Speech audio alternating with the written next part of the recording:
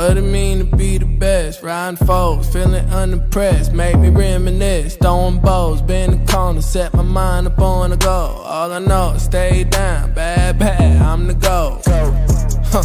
Okay, feel like the best, the great. Now there ain't no debate. Yeah. Okay, feel like the best, the great. Now there ain't no debate. Yeah. I ain't gotta say much. Know the boy got a touch. Another win for the rush. Another win for the rush. See me once and got a crush. See you twice and that's enough. Get the ring sized up. Welcome in. Good to see you guys once again. This is Tell the Truth, episode 99. Chiefs gets a Monday Night Football Mariota revenge. Love to see it, baby. Had to get him back, man. For left hand up. Who are we? The Commanders. Them haters can't, man. Turn that shit off. Anybody trying to hear all that bullshit? It's about us tonight, nigga. Straight belt. That's all y'all getting the rest of the year. Straight belt. I don't care who on the schedule. It could be the Commanders, the Lions, the Bills, the bye week. I don't care who it is. Straight belt. That's all. Go ahead. The bye week getting belt too. Bye week getting belt too. Straight belt. Rest of the year. Y'all. I told y'all when Ford get back, she gets spooky. And what happened on Monday night? We outside. Y'all thought shit was funny. Hey, Mahomes ain't threw 5,000 yards. Oh, Mahomes is broken. He ain't the same. Shut that shit up. Right? MVP year, man. Straight belt. I ain't trying to hear that, but we let y'all have fun in the first half. We can't have Vegas think we just blowing everybody out. That's why I'll go ahead. You Mander fans, y'all was talking in the offseason. I know things changed. I know they took a turn, but I didn't forget. It was this is Super Bowl preview right here.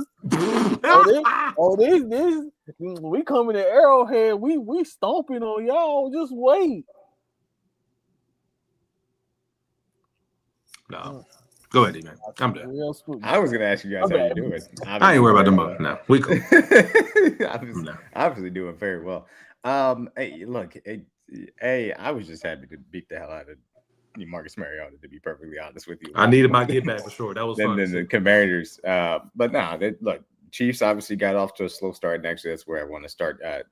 Patrick Mahomes did an on-field interview afterwards with the ESPN, and he talked about that they didn't come out with the right energy, and specifically the Commanders' defense did come out with very good injury, and you could see that kind of early on in the way in which the offense was operating. And they had to go out there and match it.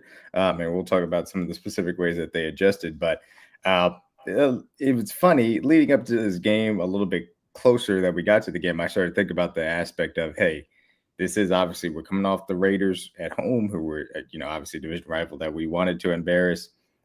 Then you're looking ahead because it's going to be a short wait to the Bills. Does this team come out flat, even though it's a primetime spot and doesn't necessarily operate the way they should, which in my opinion they did. And that feeling obviously only extended into halftime in which it was tied. But the thing that I tweeted out after halftime was, hey, if the Chiefs are going to be different than they were in 2024 and serious about that, they need to come out and get an immediate touchdown drive and pull away from this team in the second half. As what they did, obviously scoring 21 unanswered points to go ahead and win 28-7. And so that it was, in my opinion, exactly what I wanted to see from them. Hey, yeah, I think you probably were looking ahead a little bit. They came out with a certain level of energy. They kept this thing close. It was a little bit ugly. And ultimately, the better team pulled away and showed their dominance in the second half. How do you guys feel about the whole starting slow aspect of it real quick before we get into the X's and O's? It's human nature. I mean, there's really no way around it. Complacency is the greatest threat to greatness in any sport, any walk of life, honestly. So I'm not surprised they came out flat. We all know how this is when you play an inferior opponent, playing against a team you know that's not as good as you, starting quarterback not there. You want to get hyped for every game, but it's hard to get up for every game when you know they're just not capable of physically competing with you. So the only way they really can keep the game close early on is by you making mental lapses, making simple mistakes like Pat forcing the back shoulder to Hollywood Brown. I love Hollywood. I'm not throwing a back shoulder to him. That's not his type of game. That's not a route you throw to him. That's not a ball for him. Travis Kelce, mental lapse, dropping the ball. Second drop this year that led towards an interception. Definitely need to want to see that end as well. So just little things like that makes you kind of you need something to get you going. I would hate that to be a mistake, like DMac said, but you need somewhere a play to make sure your team gets that fire and gets that excitement and gets that motivation back to go out there and dominate. So thankfully, at halftime, we reignited. Everybody got that spark back, came out there and dominated a football team we should have beat from the jump. But definitely complacency, definitely the reason for the slow start for sure. Yeah, honestly, I wasn't. This was one of the first games. Like, I wasn't really too bothered by it. We knew we were going to win. Yeah, just for the simple fact that, like, I knew it felt like one of them games. Like, all right, they just gotta get this out of their system or whatever. Just go ahead and get the turnovers done early so we can get to our game. But I don't know, bro. It's like every time we play Marcus Mariota in Arrowhead, some weird shit happens. Voodoo, devil, magic. I don't know. It's weird, bro. Like, he figures out a way to bring, some dark magic to Arrowhead every time. But yeah, I wasn't actually too worried about it. Just I kind of knew that they would figure out a way to flip the switch at some point eventually. And then what kind of gave me that confidence was, I think it was a drive before halftime. The first touchdown. Yeah, when they scored, I was like, okay, all right, now I think they're fully ready to roll. And then once they came out after halftime and they went right down the field and scored, you kind of had a feeling there and kind of knew, like, all right, they're ready to play. They'll probably end up taking control of this game. Going up 21-7, that's when I kind of knew, like, all right, this game's over. Like, I don't want to be like that cocky fan or anything, but you kind of knew, like, they're in full control at this point, and especially with the way the defense was playing at that point in time. So, yeah, it's just one of them games, man, where Monday night, under the lights, some goofy things happen, and, you have to kind of just get yourself, back in it to get up for this game or whatever. So I know a lot of people was talking about that they were overlooking them, thinking about the Bills matchup. I don't think that was the case really at all. Just sometimes you just come out flat and, you simply just don't execute. And, that's what I think kind of happened on those first two drives. And then, they picked it up or whatever. So shout out to whatever adjustments they made at halftime. I like what Jalen Moore said too. When somebody asked him, like, what was really said at halftime or whatever, he was like, really nothing. We know play better. Just play better and just, come out and execute. So, yeah.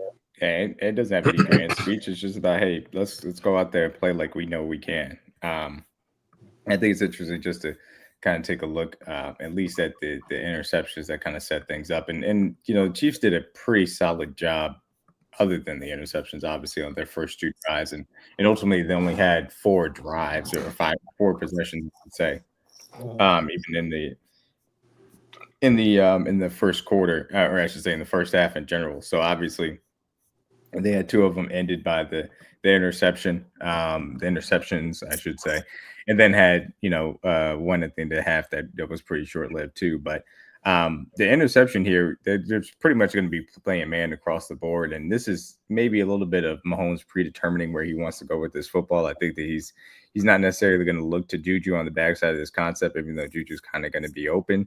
They kind of get Rasheed on this nice little quick stop, but there's nothing really open from that aspect either. Same thing for Kelce at the top of the screen. I just don't like throwing the back shoulder physical catch to try and get to Hollywood Brown here. If you're going to run a slot fade to Hollywood Brown, then it's got to be thrown up the field. Exactly. Throwing on the back shoulder there, because he's just not going to out. Like, why would you not have a contested play to your best contested receiver? Yeah, like Hollywood's not a contested catch guy. Pat knows that. Like, if you're going to throw that over the top, throw it away, cool. But throwing a back shoulder fade to him is pointless. Like, he's not catching that. That's just not his game. He's not physical enough. Never really played through contact that well. Marshawn was on it the whole time, so yeah, that was just a bad decision. Yeah, I think it was a little bit predetermined, and that was really sure. the poor aspect of it, and that's why ultimately, like, you could have got here on the backside of this, but it is what it is. And so that was a poor decision. Obviously, stops what it was a pretty long drive there on the first one. And then I was a little bit disappointed early on, just in general, with the way in which they decided to attack this Commanders defense that was soft in the middle of the field specifically. I think that they did not do enough of getting downhill and attacking them specifically in the run game, and then setting up some play action stuff off of that. And obviously, this play here is just, hey, we're trying to get the ball to Kelce, and it goes off his hands, and it doesn't end up getting caught.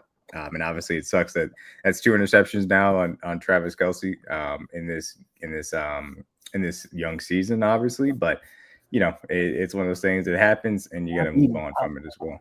I was trying to get the end zone view. Boy, eating popcorn before the game. Get some Butterfingers. All right.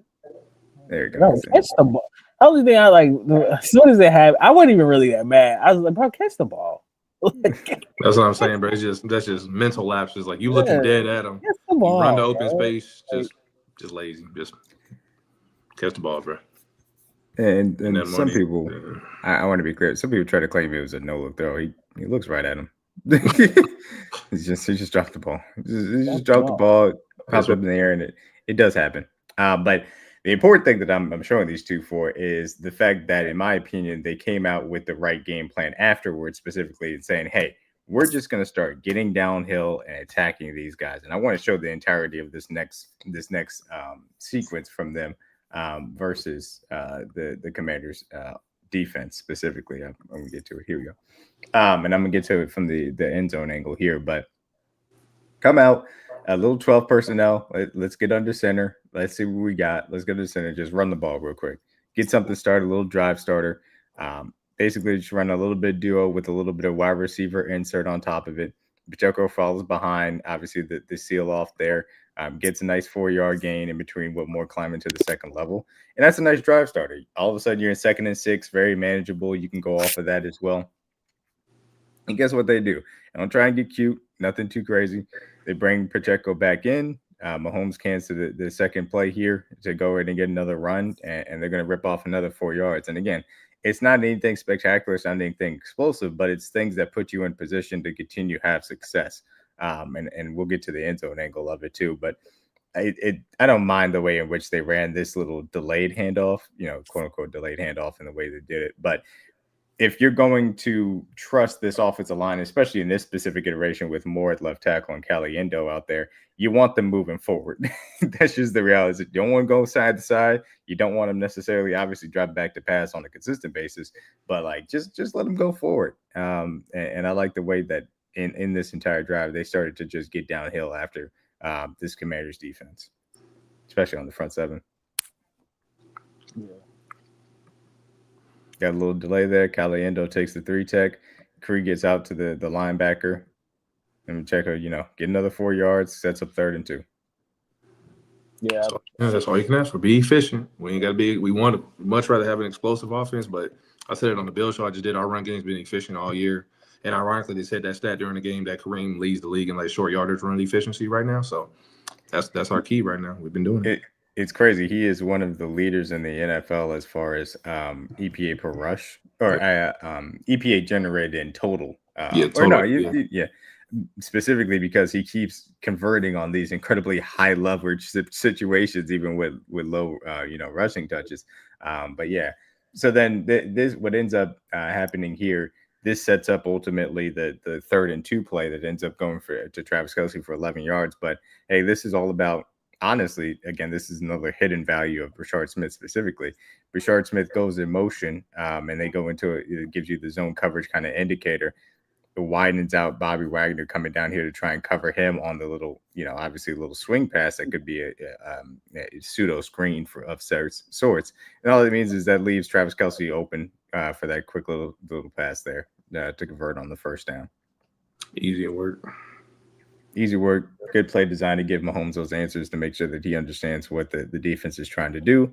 Widens out Bobby Wagner and opens up the middle of the field for Travis Kelce to get that easy conversion there.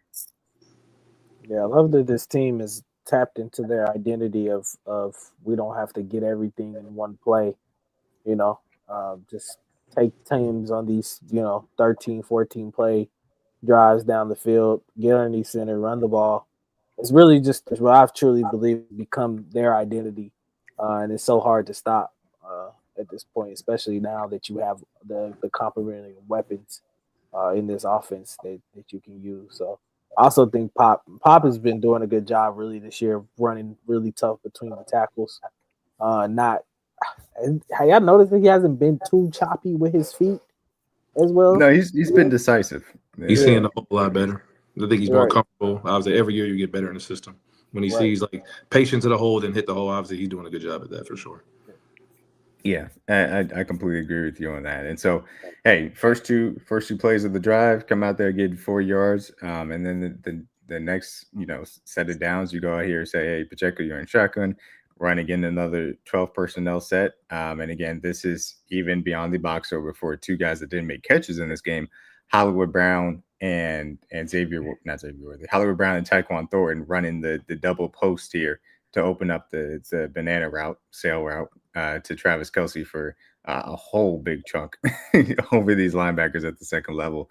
Kelce just running nice and gingerly across the field, and he's wide open there. Yeah, prime track. Little 12 first down, just ran a little sail, hook it up. He does a good job always settling, knowing when to get out, when to go. Same thing on that route he ran for the touchdown. That's ironically the similar route he ran with touchdown we ran on 4th down in that AFC Championship game versus the Bengals. I think that's the same end zone too. He always does a good job of settling it, knowing when to get out of it or when to settle down in front of the DB. So did a good job of running that open grass and pathfinding. Yeah, and also after the initial first 2 drives, there was some pressure given up. Hey, nothing wrong with getting a little bit of play action, getting these guys moving side to side, and allowing the offensive line to at least get some multiple bodies out there. Obviously, keeping Gray in for the extra blocking there too. So, good job, good play design to make sure to help out there. And look, those are the only 2 passes on this entire drive. Is they're going to end up running it here. Pacheco out of the shotgun, 11 personnel. A little bit inside, a little bit outside zone, but he cuts it up again, being more decisive, as DG pointed out there, for 6 yards to start the next set of downs. Yeah. I just like that. Previously in his past years, some of these runs he's a little bit more choppy with his feet through getting through the hole, and now you can clearly it's just put the foot in the ground and get north. Go.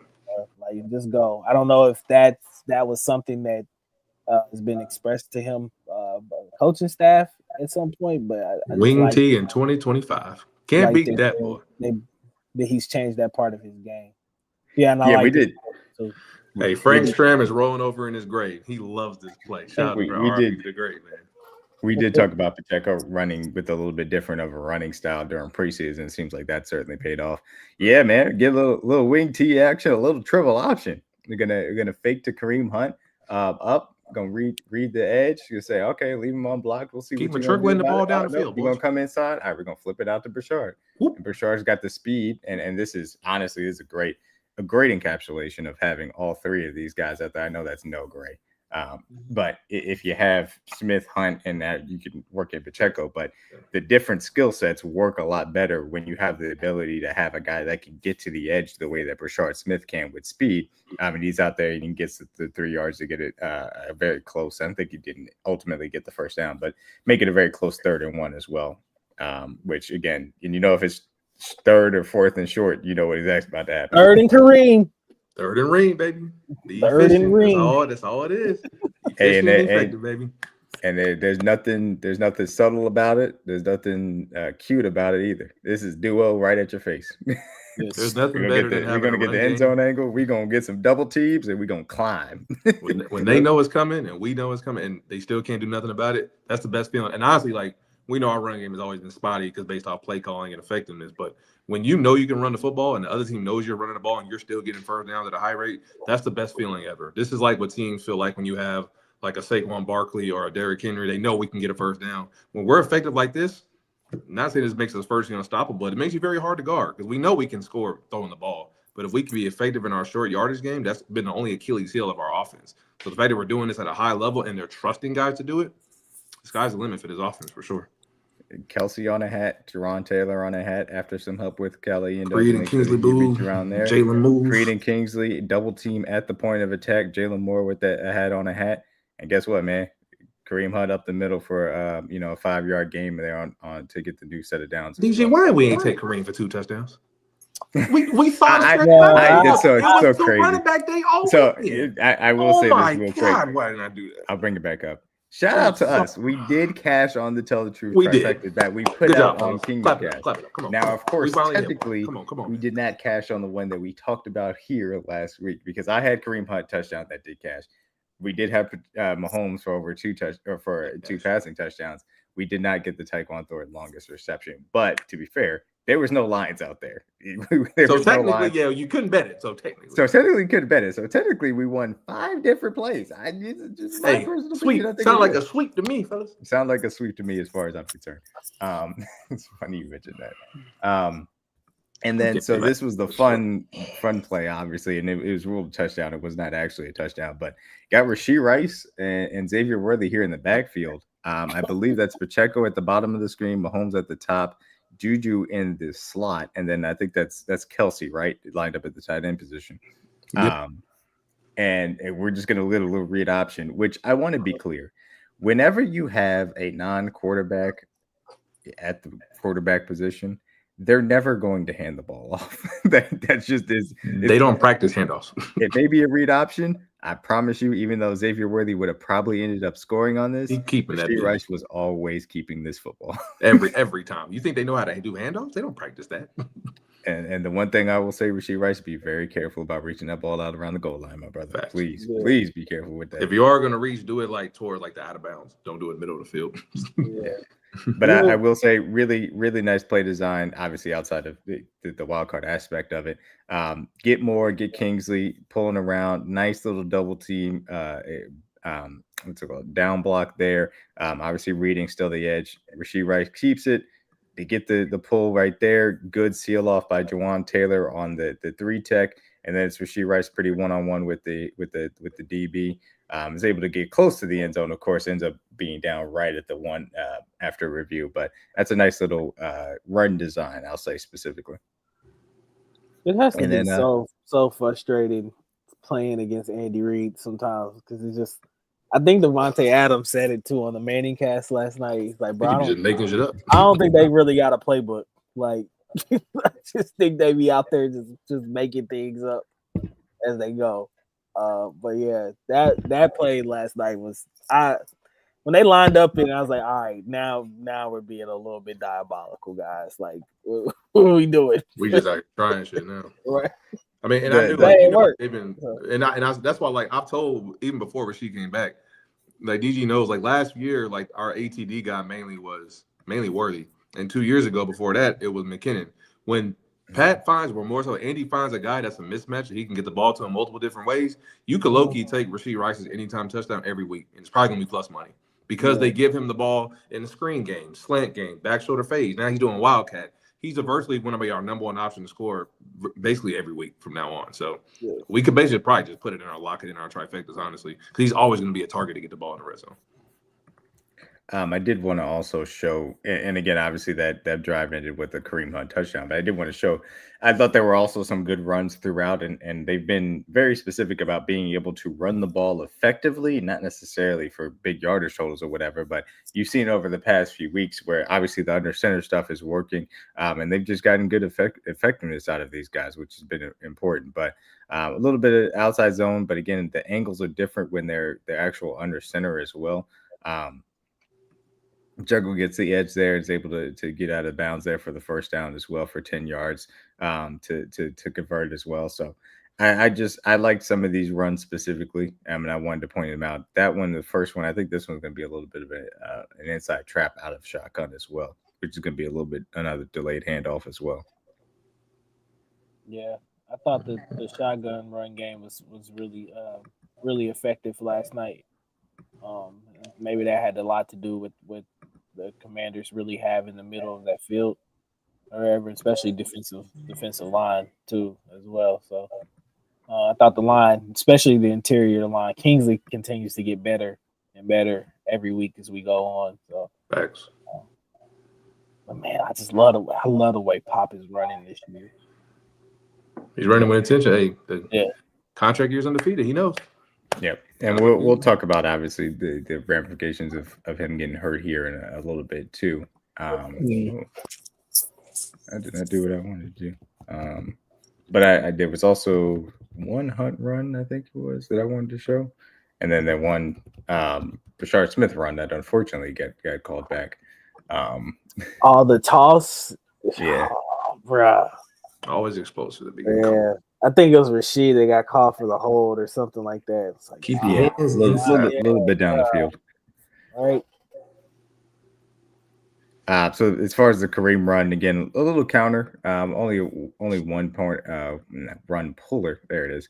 Counter step the other way. Kingsley comes around, and that's a huge hole for him to be able to get up the middle on, get a nice 11-yard gain there. But again, it's just the ways in which they are using the run game, I think has been A, impressive, but B, very intentional over the last few weeks of saying, hey, we can get downhill, we can get after some guys. And I think that specifically when you're talking about the opponents we have coming up, obviously the Bills, chief among them this week, but Broncos, Colts, those are teams that A, are susceptible to the run, and B, you're going that right. Well, Broncos are really good run defense, I'll say specifically. But those are teams, in my opinion, that you have to have balance to be able to attack. You can't just, hey, we're going to drop back 50 times and be able to attack these guys down the field.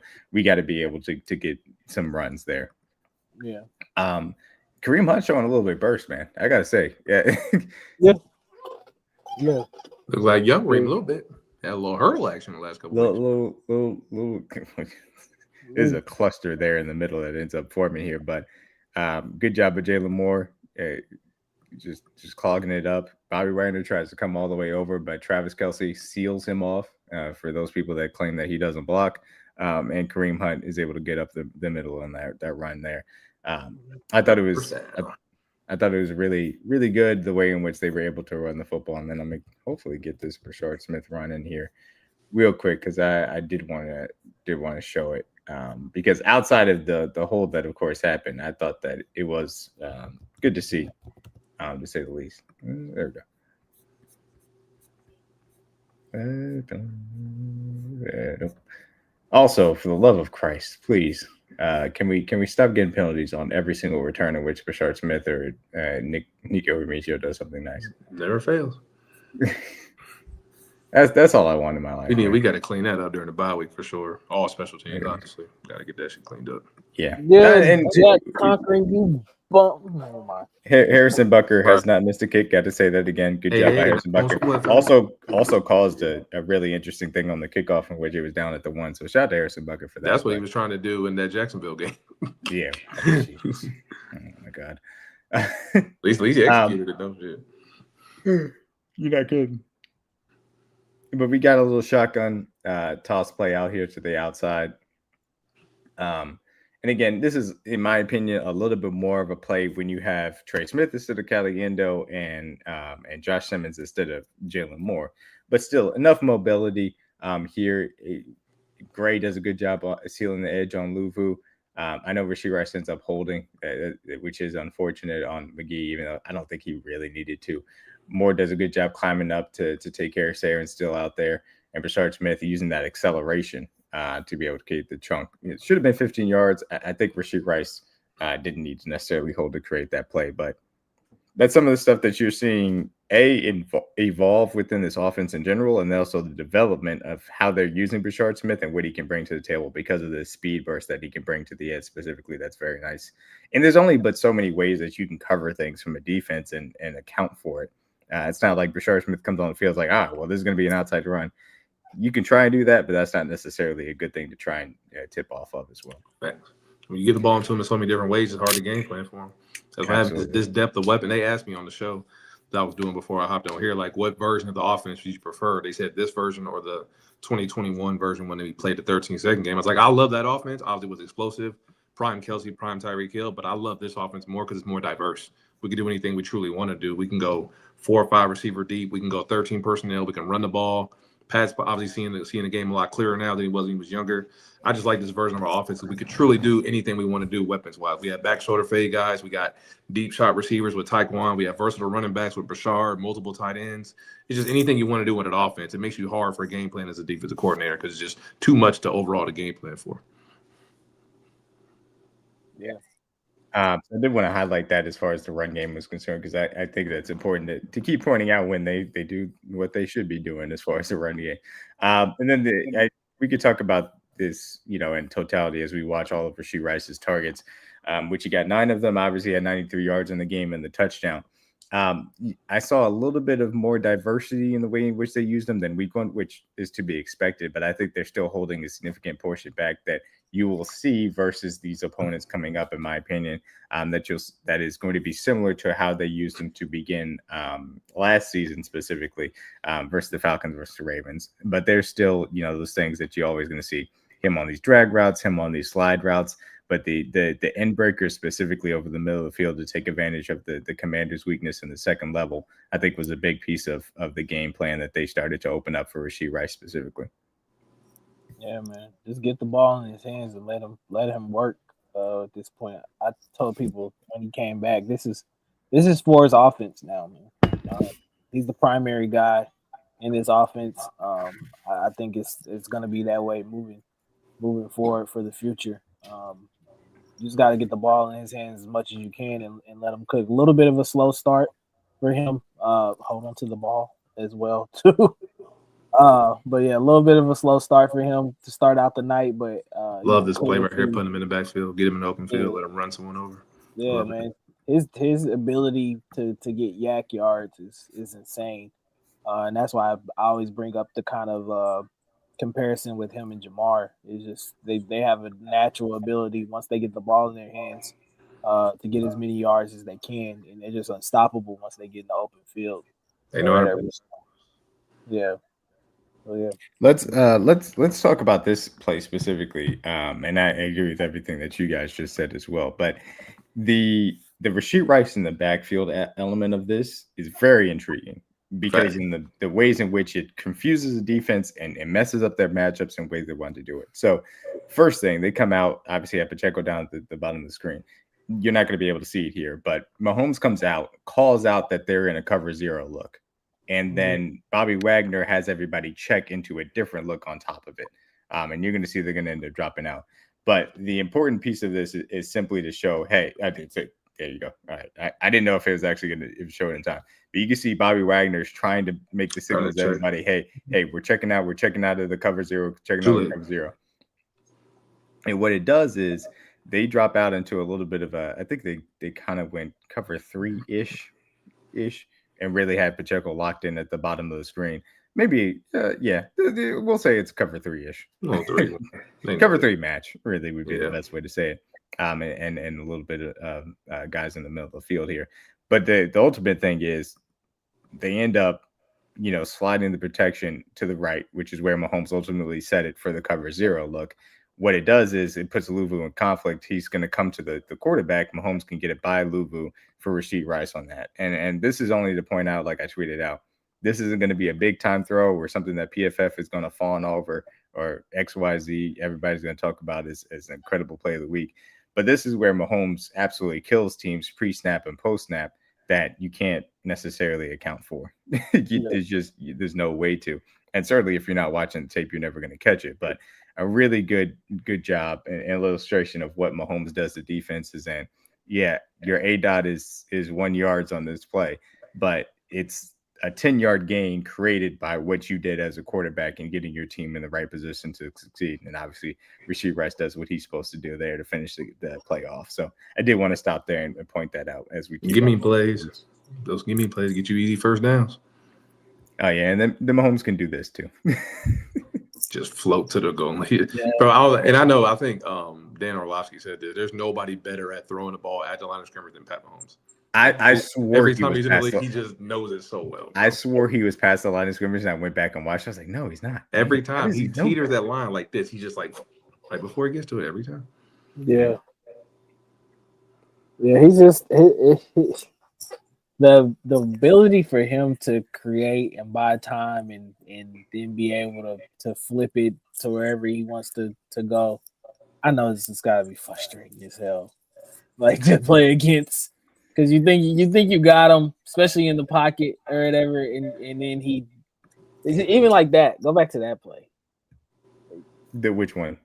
This one? I think is it this one? Go ahead and run it. He kind of steps up in the pocket a little bit. Yeah. He's just got an ability and a knack to find that extra space in the pocket sometimes to just get a throw off or whatever. And it's really subtle. It's really subtle the way that he does every it. time. It doesn't have to be any big time movies. He's like, all right, he's gonna get over here just a little bit so that he gets the 3 tech to move over. And he's like, all right, slide over, run over here. Down move. Then we're good. Don't. And I do want to show the entirety of this play from the sideline angle too. This is 13 personnel. Kelce obviously going in motion. Gray and Tunyon out here, and they kind of understand where they're going with this. They end up turning Robert Tunyon loose up the seam here, but he's not really looking for the ball ultimately. But this is when you have 13 personnel and the defense matches with base a penny look. You're going to get linebackers in the middle of the field, and somebody's going to have a mismatch because I'm taking all the tight ends and obviously Rashee Rice over all the linebackers. And ultimately, they just spread him out, or I should say the routes kind of spread these guys out and just isolates Rashee Rice in the middle of the field. He does a little shake. Let me get to it. The bottom of the screen does a little shake, stop here, and then gets across the screen. Mahomes, again, moving up subtly and then gets the ball to him, and he finishes in the end zone. So, the use of the heavy personnel to get defenses into base personnel and being able to then attack by isolating wide receivers in the middle of the field, specifically Rashee Rice, is a real advantage for this team. Yeah, and you could tell these kind of plays go all the way back to training camp, working on that chemistry with Pat, just knowing where I need to be, what window, and how to kind of move. It's the same thing that kind of happened with the Kareem Hunt touchdown as well that he threw to him. You know, playing with Pat, you just know the play's never over. So just keep moving, find the open space, and when the ball comes your way, go ahead and make a play. I really feel like they were trying to give Rashee 100 yards. Yeah, bro. That's what he was averaging that last year. He was close. Started the year. Yeah. He was close there. Obviously, him and kept bringing it up, and I was like, somebody's trying to. They keep hearing him at this point in time. Like somebody's got to get 100 yards. Yeah, him and Kelce both are obviously very close to 100 yards in a day. But that was just a little bit as far as the Rashee Rice targets were concerned. Anything else on offense before we want to flip over? Nah, man. Pretty good for me. We'll talk about great execution in the second half. Yeah. We'll talk about Pacheco and a little bit of the offensive line aspect of it as we flip the page. But first, want to get to the defensive side of the ball, and we're going to start with the Tell the Truth tape of the week. Let me see if I can pull this up effectively so that way we can actually talk about it. But George Karlaftis, I thought had a very good performance. Obviously, I've been critical of him for a lot of this year, but I noticed that he was winning some of these one-on-ones. Felt like a little bit higher rate than I had seen for the majority of this season. I thought that was a good thing because, obviously we need it specifically, but he's getting paid to win those one-on-ones too. Let me see if we can. Okay, I think it's this one. All right. Hopefully it's this one. Yeah. So yeah, we can run through the George Karlaftis reps. And it's important as we go through this. Some of these reps are not necessarily going to be all that indicative for the defensive line because they had in my opinion, a junk ball type of game plan on offense. It's a lot of option plays. It was a lot of get the ball out quickly. Obviously, a lot of play action, which as they should have. And the defense did struggle specifically to some of the things on the edge and giving up some of those chunk yardage specifically to the tight ends as well. George Karlaftis, another nice win there. It just, obviously the coverage, wasn't as sticky enough because Mariota got the ball out in time. Yeah, I thought he did a good job last night of getting off the line quicker, and being more decisive about what he wants to do. I think sometimes he I don't know if he tries to get in his head a little bit of what he wants to do or what his plan is actually going to be or trying different things, but he just seemed a lot more determined of I'm going to use this move and I'm going to get here instead of, trying all these different type of techniques or whatever. Yeah, I mean, he has the power to have a very simplistic type of gameplay, as you see right there. Yeah. Right. That's he. Sometimes it is a level of just keep it simple and attack that really does matter. And he's just gonna run through. Josh Connolly Jr.'s chest right here. Get his hands inside, shove him aside there. Get the pressure on Mariota and get the sack. Put him on the skates, George. Josh Conley is gonna be a good tackle in this sleep, but you could tell he's a rookie. He look young, boy. Working on Brandon Coleman here. Little root move to try and get some pressure, and again, turn the tight end loose there on the edge, and ends up going for a good chunk gain.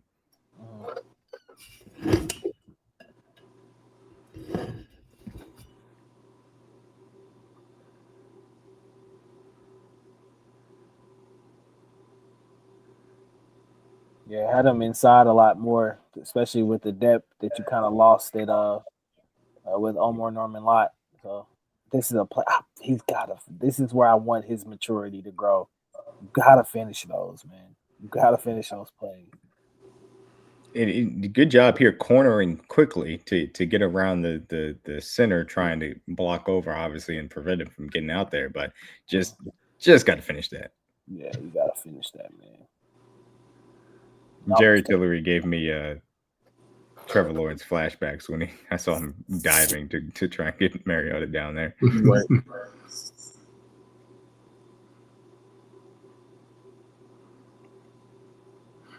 One with a quick inside. Way to close the edge off top. Good job. Karlaftis over here wins with a quick inside move on Connerly. And keep contained. I was about to say, you said the contain portion. It's a little bit of a subtle thing here. He doesn't immediately take that gap to go all the way inside. What he does is he kind of long arms him up the field to create that depth to make sure that he doesn't escape outside and then goes inside. And that's a nice subtle thing. And obviously, Amenihu shuts off the front side. Good job. Mariota running all the way around, gets the ball out, which on a play which was very close. I'll give him that. But I thought that little subtle long arm up the field there after winning initially on the inside was a nice little touch to make sure you keep that contained. Again, here with the power versus the tight end, making sure that he can't, on the little play action kind of slide aspect, he doesn't get all the way out to the edge, make sure that's not available to him. And then obviously cuts inside to create the pressure, and Mariota has to get the ball out. Yeah, it's going to be I'm kind of glad you kind of had this matchup this week because you're facing the ultimate guy that can do these types of things this upcoming week, in Josh Allen. So you're gonna have to be really keyed in on rushing with integrity and knowing that you don't have to be a superhero or anything like that.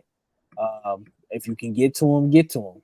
But if you can't, keeping that edge and keeping that contained is ultimately what's going to be important. You rather Josh Allen stay in the pocket and try to deliver a throw than him getting on the perimeter and creating with his legs. Definitely a rush with integrity week for sure. Not rushing for sacks, we're rushing for incompletions. Mm-hmm. This was a spectacular catch by Terry McLaurin, by the way. And Trey McDuffie had about as good as coverage as humanly possible. But I did want to point out, I agree with you 100%, DG. That I'm glad that they did have this type of matchup. From a run game perspective, because I thought they were very good from that aspect, but also the mobile quarterback aspect, knowing Cliff wanted to get him on the edge, and then the use of some heavier personnel too. So obviously, there were things about the tight ends on the edge that I didn't like. Some of the issues with the play action pass was concerning. And it's going to be very interesting to see how they handle some of that stuff in the Bills offense, obviously. But I ultimately, you hold them to 7 points like you should have. I think it was a good outing for the defense, to say the least. Anything else that we want to hit on as far as the defensive line outside of Karlaftis? None for me. No for me. All All right. With that being said, then we can turn the page to those Buffalo Bills, of course. Something to talk about as far as some Chiefs news is concerned. Mike Pennel was released by the Bengals. Mr. Chris Jones, advocate.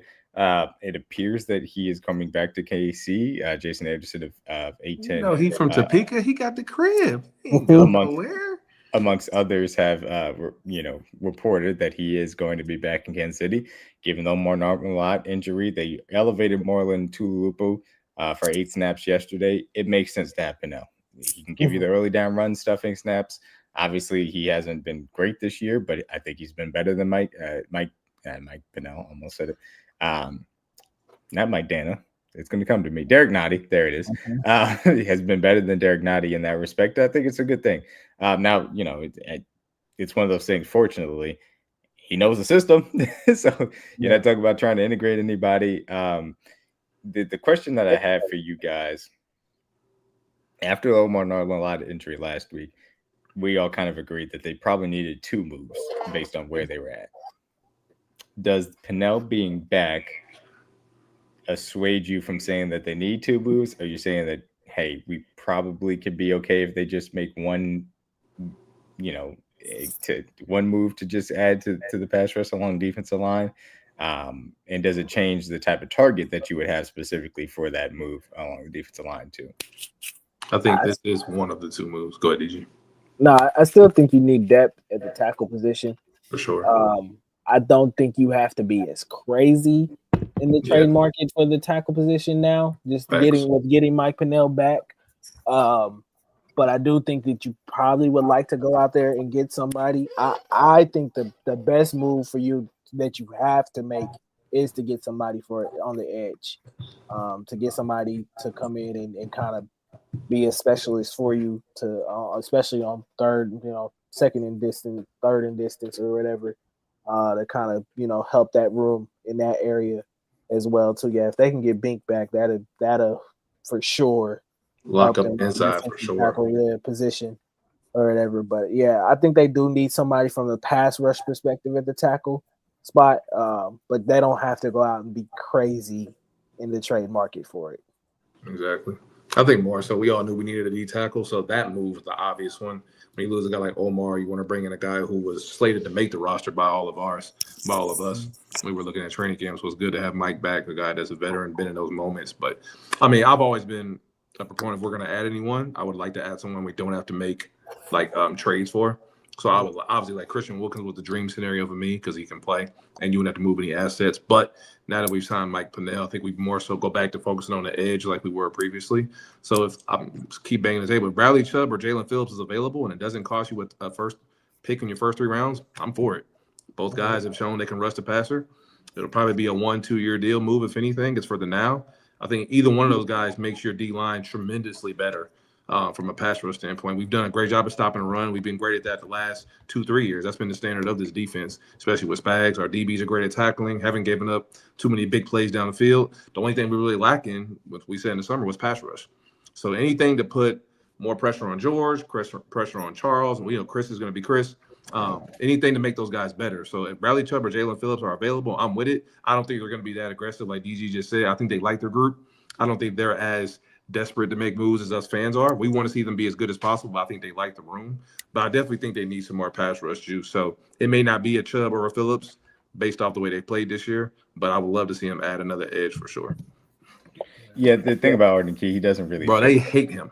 Yeah, Spags, he doesn't fit with Spags. He would never play with Spags. Phillips is, in my opinion, close enough to what Spags would want that you could get by with it. And he's just a really good passer. Him or Chubb, I'm cool with either one. Yeah, I feel the exact same. I know people have the thing about Kayvon Thibodeau. I think that's going to be too expensive. Yeah, I said it last night. Whoever that Jacob Martin kid is, DC, he was rushing. He was rushing. Unfortunately, Jacob Martin is also not what Spags would want. Yeah, facts. But he was rushing though. Out of the people that we talk about, Chubb would be the most Spags. He would be a Spags fit for sure. Jermaine Johnson has length also. He would also be included in that too. I do think that Even though he posted, I'm not going nowhere. yeah, I did see that. Whether we believe it. So. Yeah, really. You're on the Jets. To answer my own question, I think that the having Mike Pennel back makes me feel better about the early down run stuffing aspects of it. And if you get into the true pass, rush situations, you can have Karlaftis reduce down. You can have a menu reduce down. You can do some creative things with Leo Chanel bringing him on the field. So I feel okay. And from the defensive line perspective, truly from that aspect. And, Tillery, you can do a little bit, I suppose. But I don't really expect much from Nadi. And I think the depth that they feel like, as far as Mullo is concerned, like it's as far as in my opinion, at least. So I actually don't think that they're going to do much on the interior defensive line the rest of the season, to be perfectly honest with you. But I do think that they need that edge, like you talked about, CJ, like you said, DG. They need a secondary pass rusher. They just need somebody that can bring that juice to add to it. It doesn't have, and there are other guys that could make sense, that aren't necessarily as expensive, maybe. And I say that expensive as the projected draft cost. I actually thought that they could have. Keon White would have been actually a nice little addition, in my opinion. Keon White got traded in the 7th round pick to the 49ers for a 6th round pick. So we'll see how things end up working out. But yeah, they need another edge. And like I've continued to say, Jalen Phillips would be a dream. I'd trade a 4th for Jalen Phillips, if possible, obviously. I'd trade a 5th for Bradley Chubb as well. So we'll see what ends up happening ultimately as they move on. Anything else you guys got as far as possible moves? Obviously, we'll talk about here in a second. Isaiah Pacheco gets hurt. Some people asked about the running back moves. I don't think that A, the Pacheco injury would change anything. B, I don't think that they're all that inclined to really do anything at the running back position. Not sure if you guys feel differently. Anything else trade deadline wise? Because obviously, it's coming up here next Tuesday. You might want to holler at the Saints too. Carl Granderson would be a good fit. Also, a Spags fit too. Yep, definitely a Spags fit. Him or bring Bink back too. I'm cool with it. Yeah, they love bringing back familiar. If the Jags release Bink, I would take him over Derek Nottie on this roster for sure. So, so Pacheco injury. Pacheco reportedly has a sprained MCL. He is on a week-to-week timeline. It depends on what the sprain, based on kind of what they're kind of talking about the severity wise, doesn't seem like it's anything massive. Obviously, he was hopping around and energized on the sidelines. It wasn't like it was anything too devastating. I'll be honest with you guys, as it currently stands, I expect him to miss the game for the Bills. It makes too much sense to hold him out this week, given that sprain. Allow him this rest, then he can rest through the bye week as well, come out on the other side of it. And what that obviously would mean, more Kareem Hunt, who, again, like I said, showed a little bit more burst. I got to say, he's been running the ball well. So and looks like a little bit more Brashard Smith, who I think you've seen good flashes, of the versatility in general, which was to be expected, but a little bit running the ball too. What you said, DG? I was laughing at that comment. Mariota, damn. 28 wasn't enough. I don't feel the pain he caused me is crazy. I don't let that pain go, brother. I understand the Malik Collins question. Again, I don't think that they're going to make too big of a move on the defensive line. But if they did, I wouldn't be upset about it. Bring him back to the crib. Yeah. Scratch, why is this in response to Pacheco? It's going to be okay. I think, yeah. He'll be fine out of the bye week. He finished the game. Scratch. He did also finish the game, but I think that they'll err on the side of precaution, similar to what they did with Trey Smith this week, in my opinion. And hopefully we will have him back for the Bills, which leads into my next thing. Obviously, Josh Simmons update. So Clark Hunt did take some media questions before. They asked him about Josh Simmons. Basically kind of echoed the positivity that we heard from Andy Reid, that they've been in communication with him. They expect him back sooner rather than later as well, and certainly this year. I don't know, obviously, when that's going to be. It could be at any time. I think that he probably comes back during the bye week. I don't think that necessarily puts him in position to start versus the Broncos. I'm not entirely sure about that, obviously. If it is, then I'm going to be happy about it. I think he is better than Jalen Moore, and I continue to say that, to talking to people over the timeline the last few weeks, he's been out. The offensive line's performed very well. You don't want to switch anything up. Josh Simmons is the best left tackle on the team. He should take his spot back. You're gonna need him for the Colts for sure. especially versus the Broncos. Like that D line, like Yeah. I love Jalen. If he has to play that week, I'm more than comfortable. We can also work around the situation. But Josh Simmons is Josh Simmons. He's been one of the best left tackles, not only for us, but in football, period. So he would definitely get his job back, no question.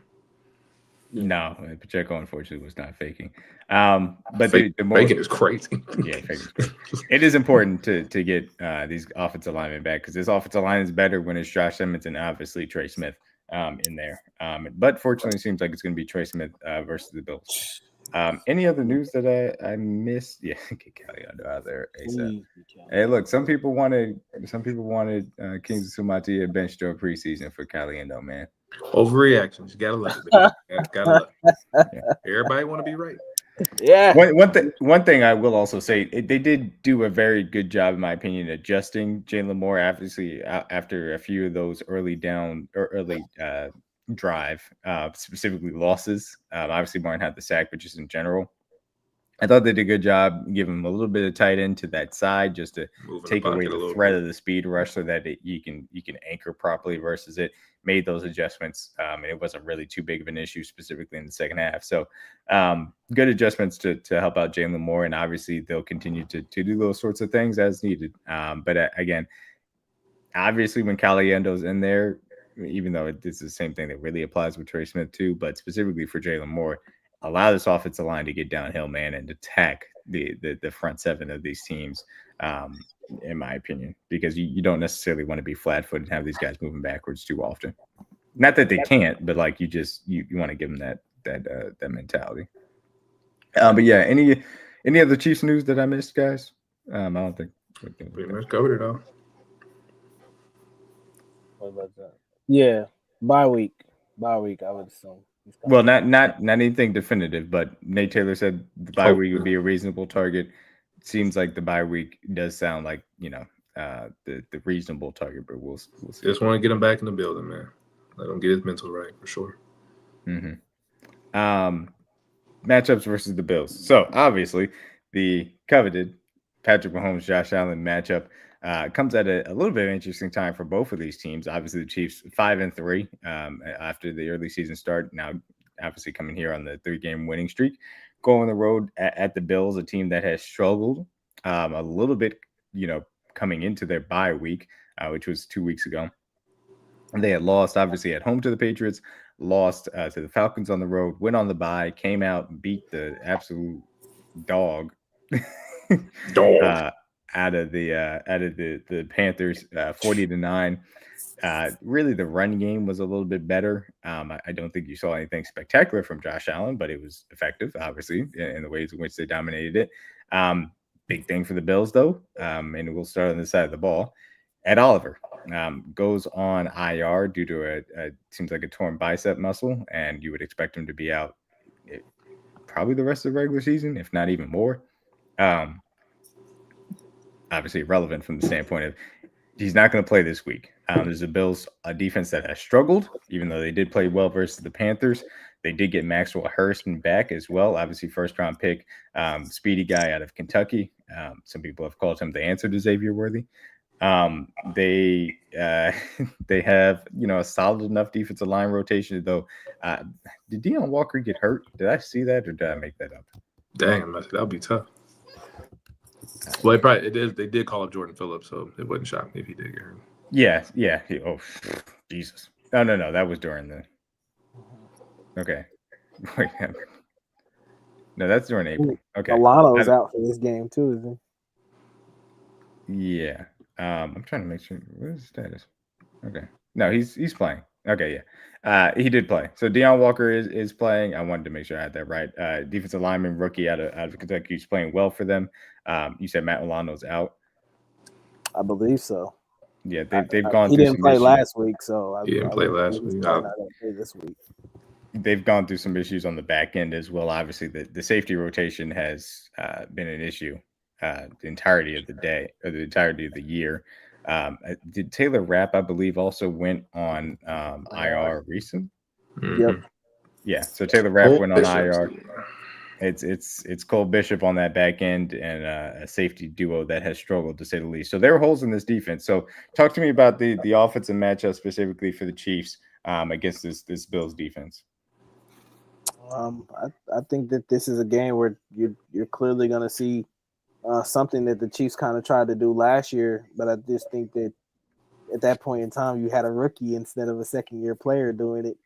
Now, yeah, to try to get deep, try to get beyond this like you said, the safety play of the Bills and see if you got some shot plays uh, in this defense. I think that from a defensive line perspective, them not having Ed Oliver obviously kind of hurts them from a pass rush perspective, especially on third downs.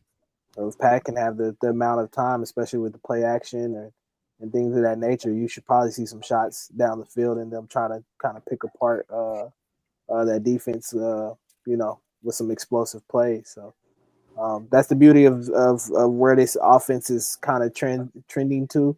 Like CJ said, you can do multiple things.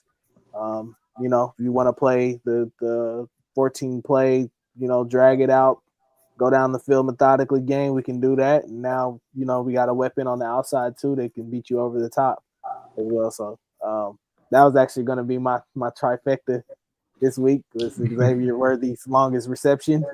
I think it's cashing this week for sure. Something I'll say specifically about this match: the Bills have been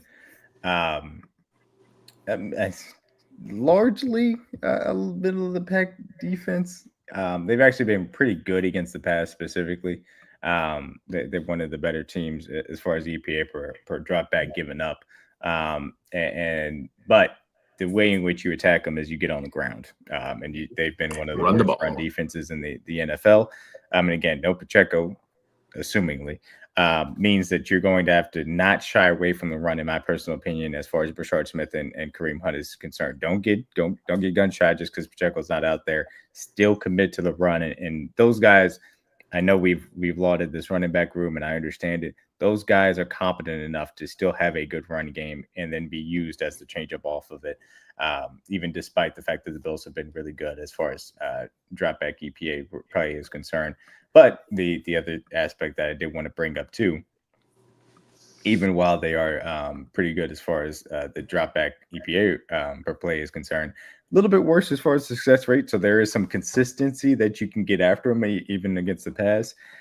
But one of the big thing is they are kind of a gash or B gash type of defense, and the fact that they were one of the worst teams in the NFL as far as explosive plays allowed. So to your point, DG, hey, can you get some of those longer passes? Xavier Worthy, Tyquan Thornton. I think that you've seen the way in which the last few weeks have been a little bit more conservative. And I say conservative as, hey, they've been taking advantage of things underneath, allowing the guys to get down the field and stretch them deep. And obviously they will have the ability to do so. But we know those safeties, they're not the most athletic guys. They can be gotten deep, specifically behind them. In my opinion, you're going to see some explosive plays that the Chiefs are going to be able to get to down the field. And I'm going to be very interested to watch that on that aspect. So use the run game to stay efficient. Obviously, they don't go crazy and just bombs away. But I think you're going to see some explosive plays on Sunday for this Chiefs offense versus the Bills defense. CJ, you got anything you wanted to mention? Oh, yeah. I was talking to some of the Bills guys on the pod before here.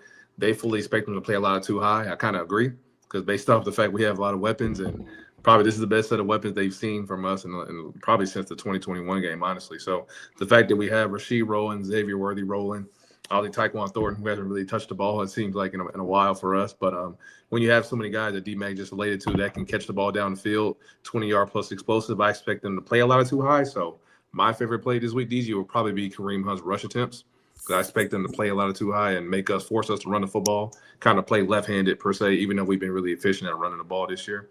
I think, like DMac just said, when you run the ball, you earn a right to get a play action, and it makes those safeties have to come down. And if they want to keep playing too high, then I guess Kareem and Brashard are going to have a day. And then obviously Rasheed and Trav are going to get those middle of the field catches and move the chains. And eventually they're going to have to play man when you get into the green zone or the red zone to take away the short yardage play, and then we'll take our shots once you get to the 30-yard mark. So, but yeah, I definitely think if we run the ball efficiently like we've been doing, I think they're ranked 31st in run defense, DMac. So they've been pretty bad this year. So let's make a bad run defense look bad again this week. Yeah. And you talk about some of the coverage aspects of it. Obviously, if they do, run some man, it'll be a little bit out of the comfort zone from that perspective. They've had one of the lowest, man coverage rates in the rightfully NFL. so. Though when they do run it, they have one of the highest cover 2-man specifically rates in the NFL, which I think is pretty indicative of the fact that they're kind of scared of their back end getting got in some of those aspects too. So those man beaters will come out when they need to, and obviously a lot of those indicators will be had pre-snap specifically. And they've been one of the best, pass coverage units in the National Football League, but they can be had by some explosive plays. And I think, obviously, like you mentioned, get after them on the ground, make that run defense look bad. But I think that they can be had through the air, and I think that obviously the Chiefs will be able to have some ways to go after it. They've been a little bit more of a cover 3 team, run a little bit of 2, a little bit of quarters too. So we'll see what they end up doing. But if they go man, it's going to be a little bit out of their comfort zone. It's a long day. We'll see if they can stick with these wide receivers. I'll be honest with you, I don't think that they got the DBs to do so. Not this time. I mean, even last time, I think Rashid finished when we played him in that playoff game in Buffalo. I think he had 6 catches that day. Yeah. Now he's coming back with way better weapons around him, better O-line, better running backs. It's going to be a long day, man. We got man beaters, zone beaters. Should be a good day for Pat for sure. It was obviously 2 weeks ago that everybody was talking about having all 3 of these wide receivers out there for the first time and how big that was. But, these are the types of games that you're going to see it for the first time, and it's going to be really fun to see what they've got going. I was going to say Hollywood didn't even take the ball last week, so that shows you how deep this room is. Neither Taekwon. Neither Taekwon. It's just too many guys, man. So other side of the ball, obviously, an interesting matchup versus Josh Allen and this Bills offense that got back on track in the ways in which that they were able to get after a Panthers defense that had theoretically improved, but ultimately really didn't. Bills offense has been really good. Run versus pass, just in general, this year they've got the second highest rush EPA per play, the top 5 as far as drop back EPA per play. Not surprised when you got Josh Allen out there. We know the unique matchup that he brings to the table and the issues with trying to contain him. Either way, as far as that aspect is concerned, got to have another disciplined game, especially in the run game aspect of it. Obviously, James Cook had over 200 yards versus the Panthers, so that's going to be a very difficult thing to go ahead and combat against. How do you guys feel about this Chiefs defense going up against this Bills offense? I'm excited. I think obviously it's always a good matchup when you play 17. Josh Allen's obviously one of the best in the league. Like DG stated earlier, this is a week where when you're rushing, integrity is huge this week. It's major. It's crucial. You're not rushing for sacks. You're rushing to get incompletions and contain him because Josh Allen is easily the hardest quarterback to sack in the National Football League for good reason. I think obviously they kind of found their identity more so last week versus Carolina, like DMac stated earlier. The week before versus that Atlanta game on Monday night was very out of character for them, especially for a guy like Joe Brady, who I have a lot of respect for. I think he's one of the better offensive coordinators in the league. So to see him take away their 6 offensive linemen and take away carries from James Cook that week was very odd. And I think that was mainly the reason why they lost that game, because they were trying to throw the ball too much, even after they lost Josh Palmer to an injury. And last week, they kind of got back to their identity as running the football, a lot more heavy personnel. James Cook had 21, 22 carries by the end of that game, 200-plus yards. That's how they have to win games going forward. They don't have the weapons like they did in the past. We kind of trolled him with the Keon Pullman pick, but he hasn't been the receiver that took that next jump as much as Brandon Beane would have liked them to in Buffalo. Most of their chain plays and like big movers are via Khalil Shakir. Rightfully so. He's their best offensive weapon. Dalton Kincaid's been better this year. He's explosive. He's the guy we definitely have to keep an eye on. But ironically, last year we were terrible at covering tight ends. And now this year we're one of the best. That's how kind of the NFL works. But yeah, I think it's always a fun matchup playing those guys. DG hates him like me. Is like on third down. I hate playing Josh Allen, especially when it's third and short, because he can just do everything. Whether it be sprint out, quarterback run game, power, hand it off, screen. He's a lot to handle when you get down to especially into the red zone. So it's a big week. Got to stop the run. They're going to give James Cook a lot of carries early and often. They're going to try to keep us off the field to protect that bad defense, like DMac stated earlier. So I expect James Cook to get a lot of touches. But if we keep our standard that we've upheld ourselves to at stopping the run, we'll earn the right to keep him in third and longs and try to get a turnover or 2 from Josh. Then we'll try to score early because I don't think they have the weapons to keep up with us from a scoring standpoint. So if we score early and often, make them play catch up, I think we'll be in a good spot. Yeah. Yeah, it's just to me, it's all about containing that monster in 17. He's ultimately the one sole guy I think in this league that can match Pat throw for throw and play for play. He's just incredible, unique guy to face, man. I got a lot of respect for him, but Right. he's incredibly annoying to play as well too. Just Hate because playing. you like I said, you gotta rush with integrity. You can't try to be a hero in this game or anything like that. There was points last year. I think even last year, I know George Karlaftis probably remembers this. The fourth down play that he scored on, Karlaftis got way too far up the field, allowed the rush lane there to kind of for Josh to kind of escape and get to the end zone. So you just gotta keep your containment. Know that if we keep him in the pocket, that's a win for us. And that just keeping him there and making him have to throw from the pocket. Not saying that he can't do that or anything like that, but ultimately we've seen Josh Allen get to the point where if he gets frustrated at points in time, he's liable to make a mistake and give you one or two. So obviously he's done a lot better job of taking care of the ball.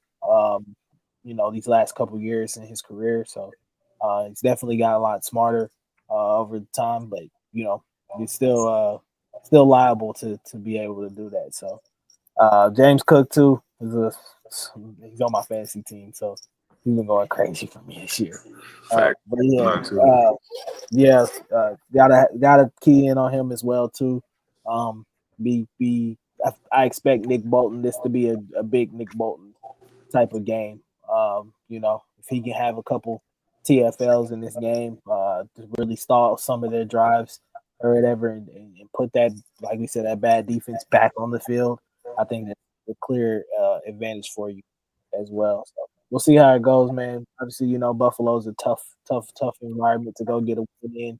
But, it's not impossible. I haven't run there in the regular season since COVID, so definitely need to right our wrongs and going in there and being able to beat them. Absolutely. Yeah. I mean, you guys kind of hit on those things. They have a good offensive line. They have a really good run game. Even though it's not necessarily the most prolific attack, specifically wide receivers, they create some big plays, specifically after the catch. Obviously, Khalil Shakir had a very long touchdown on a screenplay. They got a diverse set of weapons. They got some tight ends that they can use. They're going to use some jumbo sets. So the defense is going to be challenged to be physical and also be disciplined, specifically versus the run throughout this game, in my opinion. I think in a dissimilar way to what the Commanders kind of presented last week, in which they kind of spread it out a little bit more. This is going to be a jumbo set type of game, and so this is going to be a big Leo Chanel aspect of it. If we're going to get some extra linebackers out there, got to be physical as well. I'll be honest with you guys, Noah Williams didn't do much last week. I don't expect he's going to be on the field that much this week.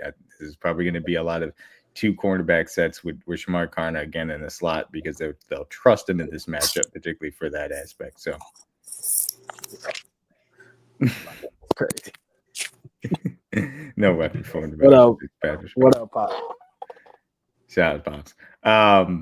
Yeah. So we'll obviously see in this matchup, but I think that it's going to be one of those things where try and stop the run early, and force them into a drop back passing game, man up these wide receivers, contain Josh Allen in the pocket, and hope you can hold them to 24 points or less.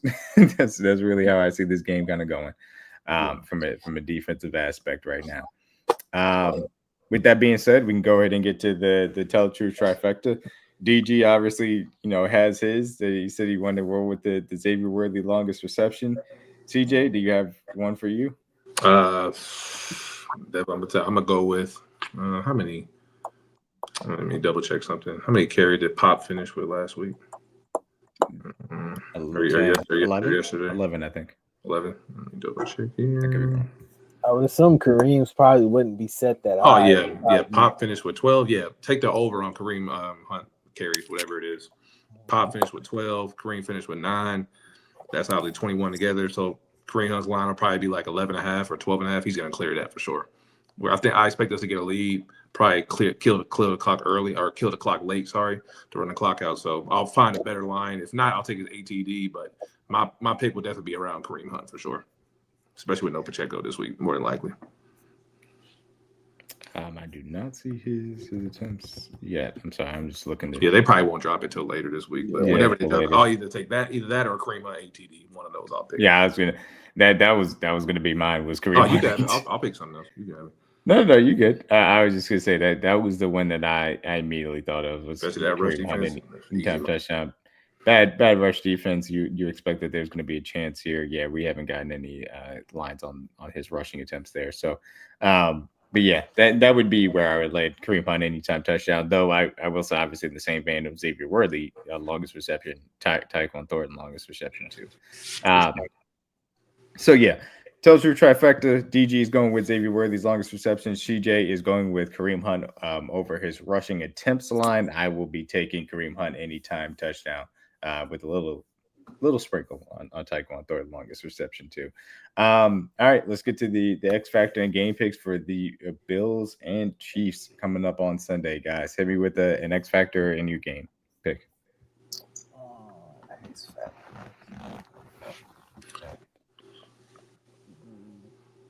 X Factor for me, I'm gonna go. DG's hit the best, but got to contain the quarterback, man. So I'm gonna go George Karlaftis. Not more so for sacks, but just not letting Josh get out the pocket and take over this game with his legs. We know he loves to extend plays going towards his right. I think Spags knows that as well. Ironically, when we ended their season last year here in the AFC Championship game, so definitely the D-line has to have a big week. Keep him in the pocket and not let him extend the play with his legs because he will run the ball this week. So definitely George Karlaftis is my X factor. Contain and try to get that monster on the ground somehow, or just get him out of bounds and incompletion. So, and my pick will be Chiefs money line. I'm gonna go Chiefs 30, Bills 24. Yeah. X factor for me.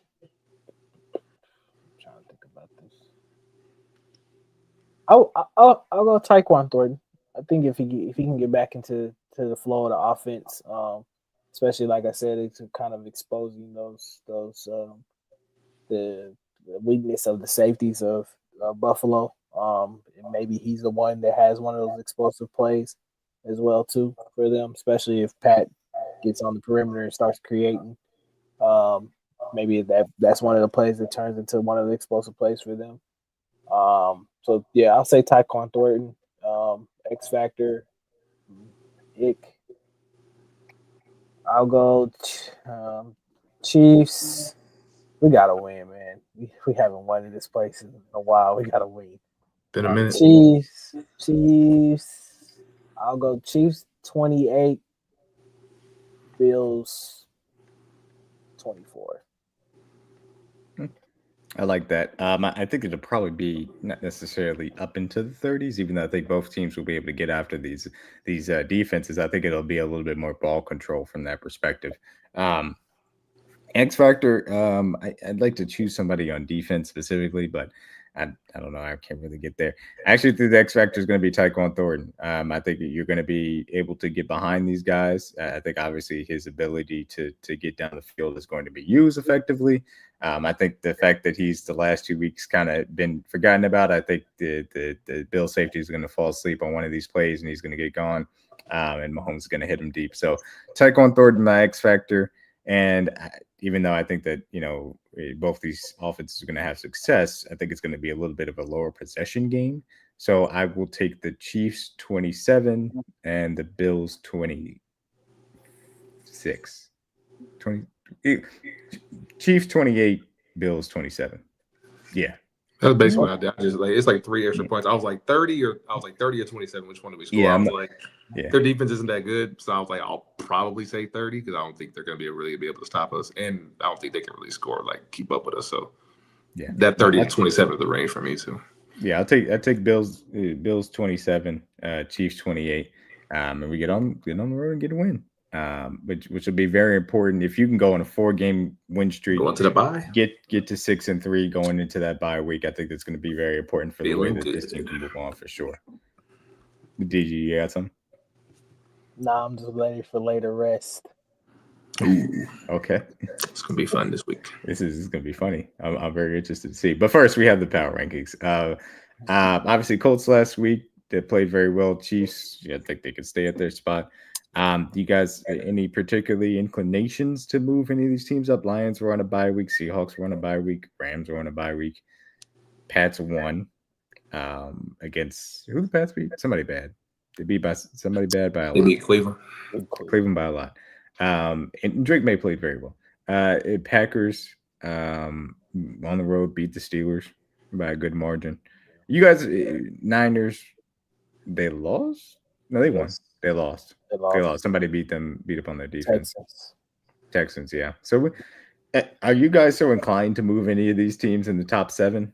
We'll get to the Niners portion of it. Not really. I would say that, well, maybe you could move the Packers up a little bit. I mean, I guess going on the road to Pittsburgh, they kind of won it. They played very well. Like, yeah, like 20 straight completions. Man. Yeah. So the Pats and the Packers. Mm-hmm. I'm gonna go with that. So that's 6 and 7, 8. Probably Bucks. drop the Niners out. Yeah. That was a bad loss. Bucks and Eagles obviously both won. Eagles beat the Giants. Bucks beat the Saints. So against 2 bad teams. Trying to think. With the Broncos in there? Yeah. Broncos beat the Cowboys. Also, while we're talking about this, it was an awful slate of football, by the way. That's what I was about to get to in later rest. Oh, okay. We'll get to it then. Awful slate of football. For teams to be able to jump into the top 10, the other one, the Broncos, Chargers, because they will beat the Vikings on Thursday Night Football.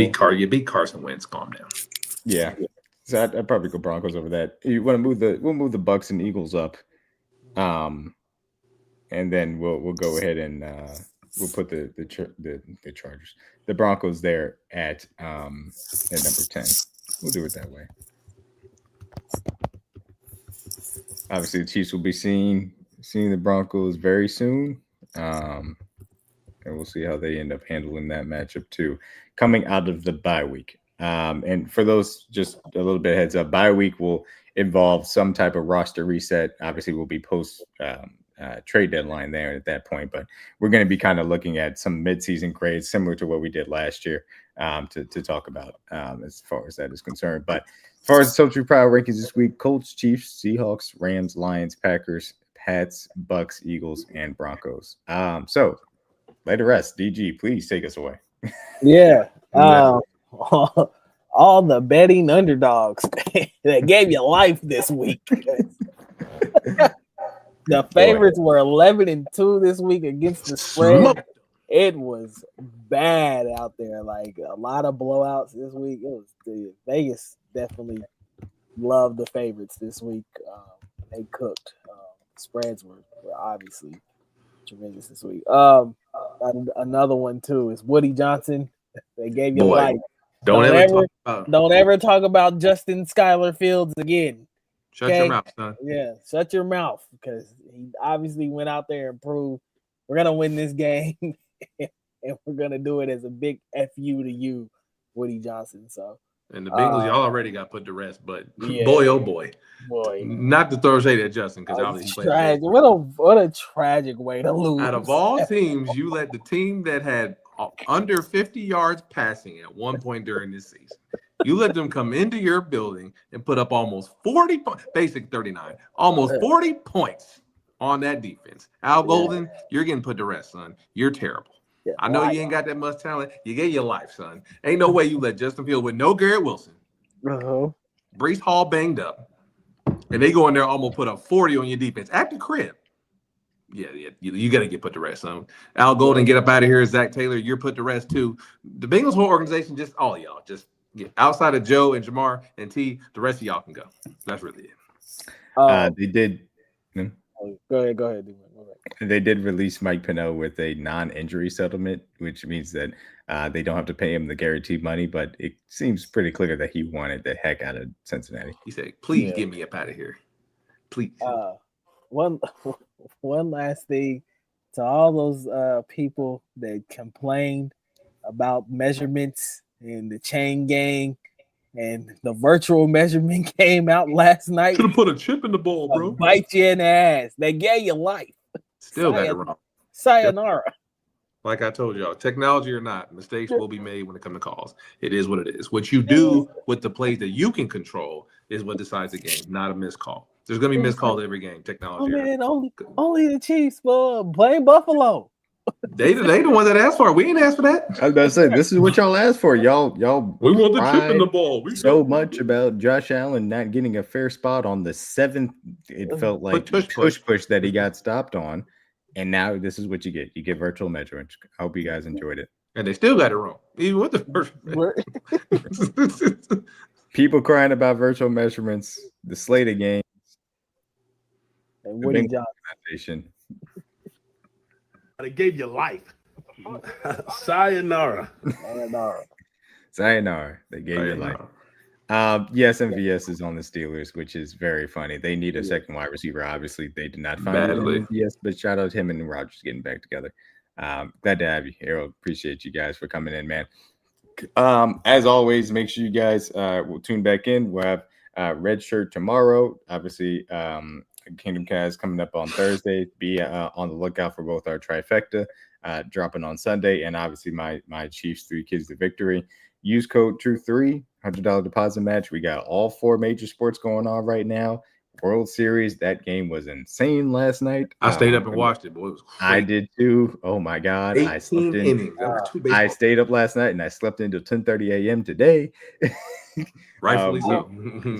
I woke up and thought they were showing highlights. Game's still going. Game's still on? These are like 18. What that mean? You got to understand, man. We watched the entirety of that game, and I was like, guys, we've watched an entire 9-inning baseball game twice. Bro, that's why I said they might as well put game 3 and game 4 to get tonight should be game 5. Hey, bro, y'all already played. Just roll it over. But yes, World Series going on. Make sure you guys take advantage of their Boostober, and obviously ending the week. Make sure you guys take advantage every single day. Another underdog boost coming up there. Get over there, sign up, use code TRUE3 when you end up doing our code KingdomCast. Hockey, basketball, obviously football as well. And hey, if you tail the trifecta, you made some money. So make sure you guys tap in on Sunday. We didn't put it out once again. Game day box on Sunday as well. Get over there to Wings and Things. Some KingdomCast sent you, man. Anything before we go ahead and get out of here, man? Sir, tap in with Red Shirt tomorrow. Should be a good show. Absolutely. Red Shirt tomorrow night, KingdomCast on Thursday. We'll be back with you on the weekend. Be back with you, obviously, next week after that Bills game going into the bye week, man. Nothing else to say, man. Peace out. Go Chiefs. Chiefs.